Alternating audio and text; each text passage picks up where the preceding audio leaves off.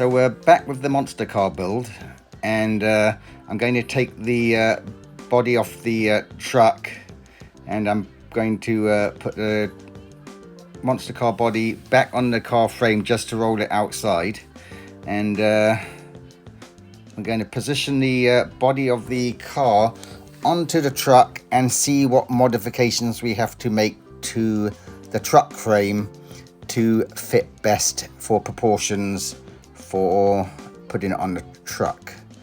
So I haven't gone into detail on stripping down the truck, but as you can see, stripped it down pretty good, and actually sold some of the parts, so helped pay towards the buying the truck. So that was kind of cool. We just put the body down and, that frame so that as you can see, we kind of just balanced the car body onto the truck frame there, and rolling the truck in, and we're going to pull the body off the truck frame, and then pull the car back in and transfer them over and see how it's going to look, and hopefully it'll work out pretty nice. So let's see what we've got here.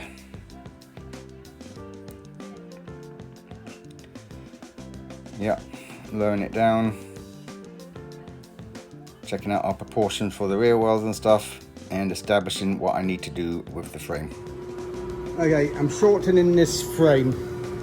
So my plan is to see where it's thicker here. That's because this frame has been slid into this thicker bit previously, and that's how they welded the frame originally. So my hope is that when I've cut this, which I have, that I can use a slide hammer and slide hammer this section out. And so that when I cut this, I want to shorten it exactly a foot. So I can cut this here, and I can slide this into here and re-weld it. And then I'll put a diamond plate on the outside, and that would be great. If not, I'm going to have to butt weld it and then put a diamond plate on, which will also be fine. But it'd be really cool if I can actually slide this back in here. I'll put some straps and pull it in if I can get this piece out. Anyway, cut them pretty good. Okay, so I've shortened the frame a foot, cut 9 inches off, and used a slide hammer to get the old piece out of there, and slid 2.5–3 inches into each side, and re-welded it. Aligned this scribe mark dead straight, took a measurement from there, from over there to here. Everything's aligned perfectly, and now it's the perfect size for my monster. I've shortened the frame, and I think I've got it situated exactly how I want it to keep the proportions really nice. So these wheel wells are huge on this old car, so even with those huge tyres, 40-inch tyres, it's perfect. And the front fender's higher than it will be because of I've got that bar welded in there right now, so I'll have to learn it. But I actually want a slightly bigger gap at the front because of the turning circle with the big tyres. So that'll work out perfect. And as you can see how it sits down on the frame is not going to be, you know, the car's not going to be miles above the frame like on most monster cars. It's going to sit down pretty nice. So this is how it goes.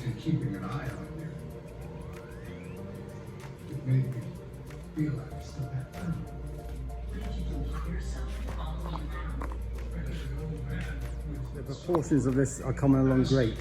The front will actually come down a lot with the weight of the engine and transmission in there, which is how I originally measured it. And as you can see, with the shortened wheelbase, that is just going to be perfect. So I'm going to let you guys watch the slideshow for about a minute of you know, how it sits on the frame from different angles. And at this point I was really kind of standing back and assessing my dimensions and what modifications I have to make, like the cross member there would probably have to come out or be moved. And I was just really digesting how far I'd come at this stage. Sometimes you just have to kind of stand back and really kind of absorb where you are at that point, and to work out your next operation on the car. But I was very pleased how it was coming along. It was sitting quite nicely, and I was determining how big a distance I needed from the front wheels forward, because you can always cut the front out a little bit, but you can't move the firewall back. So I wanted to give myself a little bit more room from the firewall to the front wheels there, so I knew I wouldn't have a problem with my turning circles. And so proportion wise, I probably moved forward a little bit more than visually I would have liked, although it looked perfect. But I did that because I did not want to risk the wheels hitting the firewall, because that I couldn't really do anything about. Anyway, hopefully you like how it's coming along. So I was going up in wheel size from a 38 to a 40, so I had to take that into account as well. I'm going to align in the front now, so I can build the frame inside it to support it. So this will allow me to tack weld a frame in there, and however I'm going to do my mounts down here, and I'll triangulate it to give it some strength, and then I'll have something substantial to hang the fenders on. It'll give the car a lot more strength. I've got my new wheels and tyres. Pretty beefy. About 1 inch taller and 1 inch wider than what's on there. Give it a real nice look. The body will come down, I think, about 3 inches, and I've left a fairly large gap here because the tyres are so wide, with especially those ones have such a big dish to them that you know, they'll come in quite a long way when you turn, you know, so that the tyre could end up being here, and I do not want to risk it touching the inner fender and having to cut that. So that's why I left it a little bit further forward than I would normally, and I will cut this to contour to the tyre and to make it look perfect. You know, when I was building this car, I never really thought I was going to make a YouTube video about the build of it.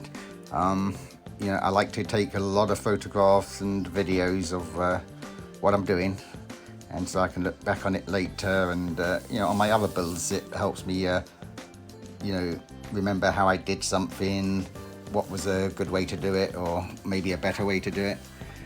Anyway, yeah, I don't like to have a lot of dead time in my video, and now that I'm trying to put some episodes together, I know you guys are watching it, and you're, you know, looking at a lot of the photographs without sound, and I never like watching videos like that and listening to the music. But I didn't really want to take the photographs out, because there's a lot of aspects to it which you know, a lot of people who are actually doing builds and stuff might like to see you know, the whole thing. So I've left the photographs in there, and I apologize for you know, not doing a great talk over on what I'm doing. This here is the old original steering column, and it was really bulky with all that plastic and stuff on it, so I stripped it down because I wanted to use everything original from the driveline point of view, apart from the engine and transmission, with the steering and the brake booster and stuff.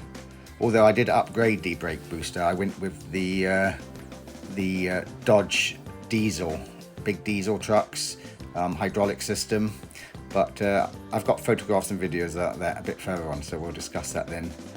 But you're kind of getting photographs of how I did the frame, and you know, I kind of tack welded a lot of it at first, and I go back afterwards and I spent hours just welding everything just bionically.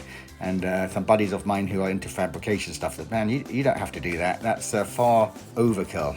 But I don't know, I like to do overkill everything. So I was sorting out the front, and I wanted to mount the bumpers and everything, kind of just get the look and the distances. And I was working out how to do a frame to support everything.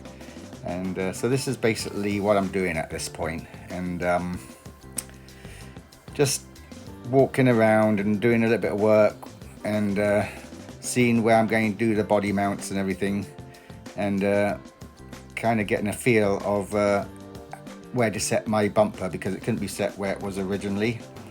And I wanted a really mean look, but I didn't want it to look ridiculously offset off the car. So that's kind of what I'm doing here. Anyway, hopefully you're still watching. And yeah, as I shoot more videos, I will, you know, definitely try to have fewer areas where there's just photographs, and so I have to do less talkovers. But anyway, enjoy the video, and we'll see what happens next.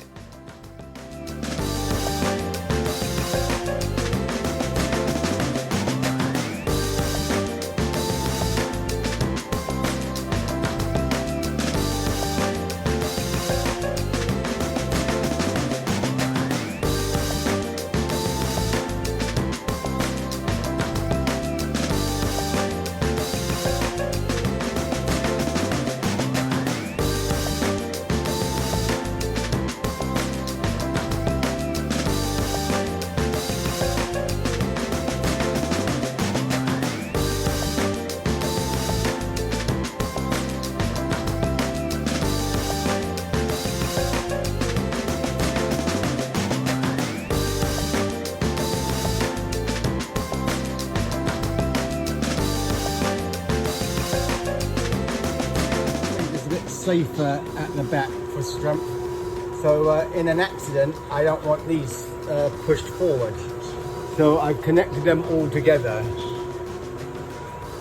and they'll be welded all the way along, and then they're welded to a steel floor as well. So it really can't move. And then also, so I protect the back of the car from being crushed. I got these with a gap here, so that if I get rear-ended, this will protect the bodywork of the car to some extent, depending on the size of the crash, because this will hit the frame here and stop this crumbling. Otherwise this could be quite weak and you could just crumple the back of the car. Obviously if I get hit down here, that's very strong, which is most likely, but I also want to make the back of the car exceptionally strong. So this should do the trick.